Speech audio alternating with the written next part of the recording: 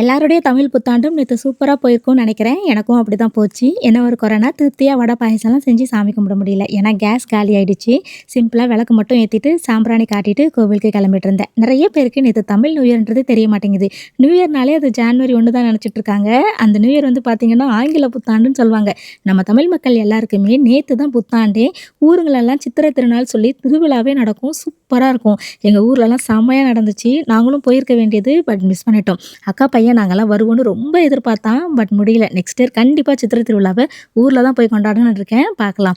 நான் இத்தன நாளா இந்த அக்ஷய திருதி அன்னைக்கு தான் இந்த மாரி மிரர் வச்சு, அதில ஜுவல்லு, அப்புறம் பழம், முக்கனி, சாரி பணம் இதெல்லாம் வச்சு சாமி கும்பிடுவாங்கன்னு நெனச்சேன். ஆனா அது இல்ல போல.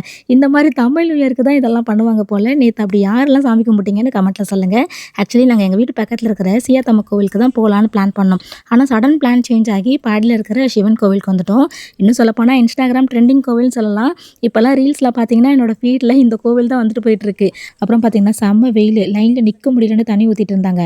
பட் இந்த வெயில்ல என்ன என்டர்டெயின்மென்ட் பண்ணது யாருன்னு பார்த்தீங்கன்னா, இந்த புறாக்களும் நம்ம சின்ராசும் தான். கையும் வாயும் ஒரு இடத்துல இருக்குதா பாருங்க. அவர் பாட்டுக்கு ரியாக்ஷன் பண்ணின்னு இருக்காரு. என்னங்க பண்றீங்கன்னு கேட்டா, அதுக்கு ஒரு எக்ஸ்ப்ளனேஷன் வேற.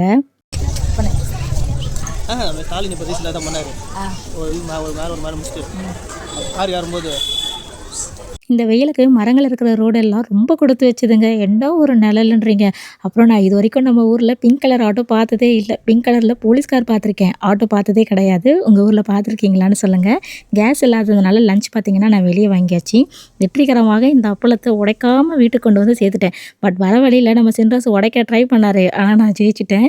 கரடிக்கு என்ன ஒரு ஆனந்தம்ன்றீங்க அந்த டைம்ல.